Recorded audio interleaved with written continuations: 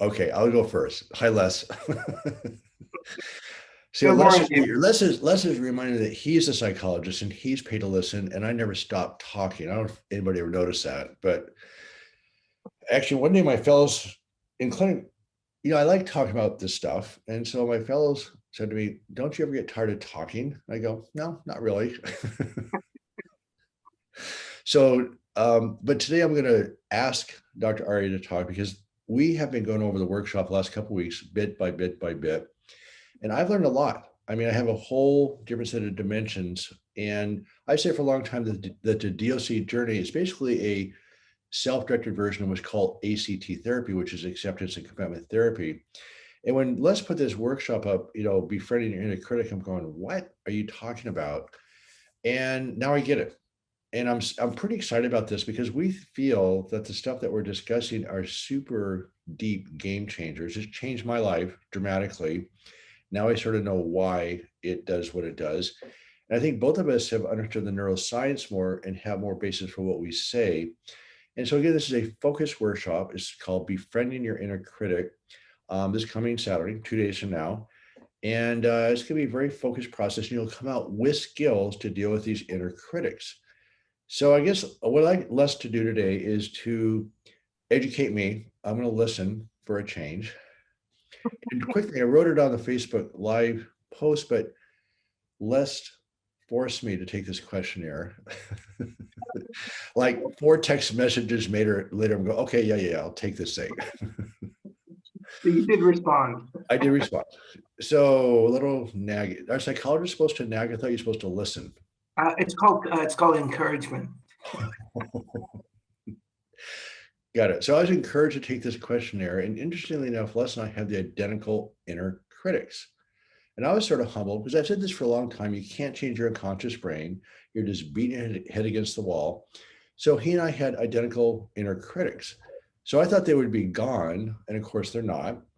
And so by understanding the nature of these things, though, why you can sort of move through them and past them. Yeah, So, absolutely. so anyway, Dr. Arya, I'm going to listen now. What, just in your mind, just depict the nature of these inner critics. Yeah, I think that the nature of these inner critics really are quite nasty, tell you the truth. They're not there to say nice things to you. They're the inner critics, traditionally in psychology, it's a concept we've come up with to explain the parts of us, the mind that actually tends to demean us, put us down, push us beyond our limits, sometimes very inhuman limits. And that is why even extreme athletes such as Olympians, professionals, surgeons, people in high profile military people, teachers, certain people that like you who basically are always pushing themselves. There's nothing wrong with that. But let's come back to the inner critics. The inner critics basically demean, push you down, punish you. Why? In service of protecting you. And with that said, what David and I are talking about here is it's very odd to want to befriend. And so let's pause there for a second, David, and let's just unpackage what is befriending. It's kind of a weird word. Well, it's not weird to those of us who practice mindfulness meditations, and in our circles of mindfulness meditation, befriending is also used. In fact, they add another word, attending and befriending. You attend to what shows up and you befriend them. What is befriend? Befriend means to offer some kindness, offer some help. Why would we want to offer help for the very thing that's putting us down? Well, because what you're doing ain't working, that's one. And two, you keep fighting, as David says, you keep fighting your conscious mind, and also sometimes this will come from unconscious to conscious, the things from the past shows up. Many of these voices are very familiar, they're repetitious, and they have an energy, as I like David's word, we're talking off camera. These voices, these inner critics have an energy of our parents, has energy of those who've basically been pushing us. So it's not them, but it's the energy through them that come sort of like a sensation, right? And with that said, befriending basically means is, let me have you step down from your role because you've been working so hard. How's about you step aside, let me take leadership. That's what really the essence of everything we've been trying to say for this past week or two is that the inner critics can be, again, David has mentioned this really nicely, is that if your quality of life has been slipping or you're fearful and you're just worried with pain, anxiety, depression, what happens is this is if you actually pay attention, you can hear the inner scripts, the mental scripts that are going on. Those are the inner critics.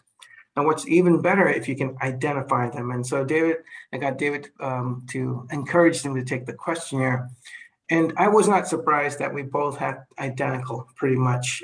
It's because of the way we drive ourselves. We didn't get to where we were, where we are right now, without the drive. So the inner critics are not bad, which is a great book. The book I want to recommend is called No Bad Parts by Dick Schwartz.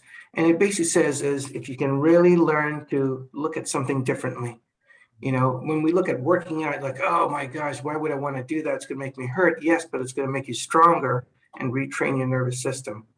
So something bad is actually really good in this sense. So we just want you to know there's a different way to navigate the waters of your mind using some evidence-based treatment. David? And it is evidence-based. And again, the whole doc journey, what Les is doing is deeply evidence-based. And as you know, I actually quit my surgical practice because medicine in general is ignoring the data. We're not doing what the data says to do. So going back to the inner critic thing, this is all deeply research-based. There's really nice, consistent results with it. But think about your life. So remember, you're not going to conquer these inner critics. They're irrational. They're powerful. You're not going to conquer or fix them. And I spent my entire life both listening to them and try to quiet them. So as Les points says, is you welcome them in, befriend them, you de-energize them. But think how your life would be if you weren't at the mercy of these voices. I mean, they're there, but I am not at the mercy of them. So I get to look at them, as Les points in, welcome them in. And then what happens at your unconscious brain, and once you separate yourself, not to solve or put away, but remember there's two parts to healing. You want to move into your spiritual journey, giving back with things that you love, joy, peace.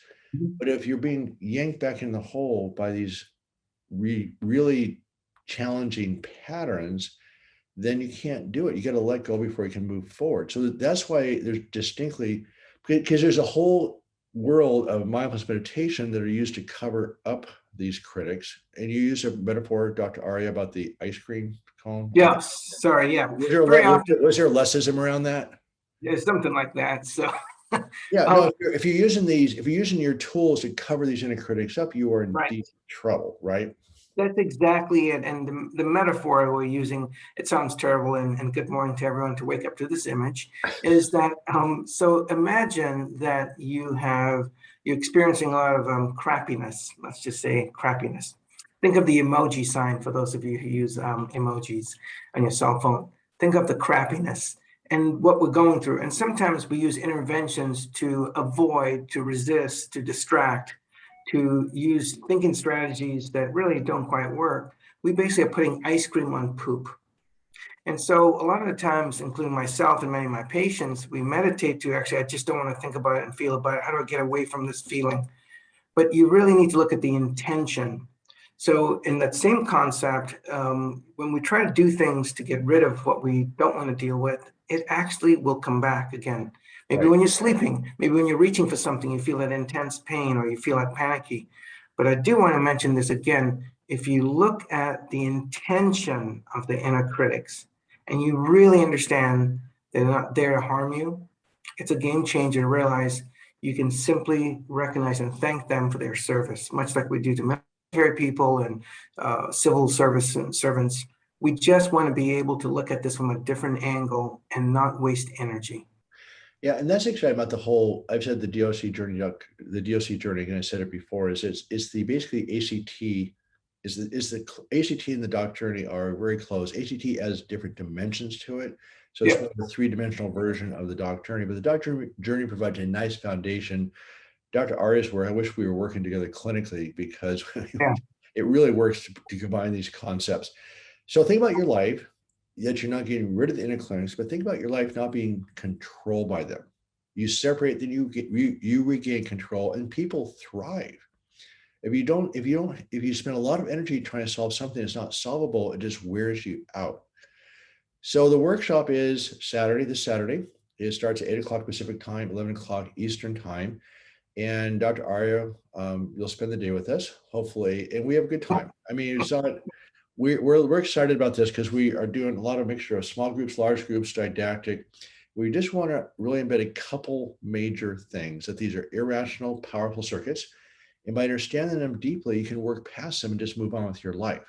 Yeah. So you're not trying to solve them or fix them. But again, think about your life not being controlled by this inner voice. And by the way, the more of an accomplished person you are, musician, athlete, business person, doctor, psychologist, the more of an accomplished person you are, you've all heard of the term imposter syndrome.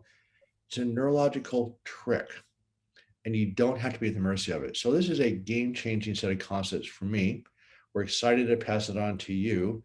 So the link is on Facebook Live, and hopefully we'll see you on Saturday. Yeah. Good morning, everyone. All right. Have a great day. Bye. You too, Dan.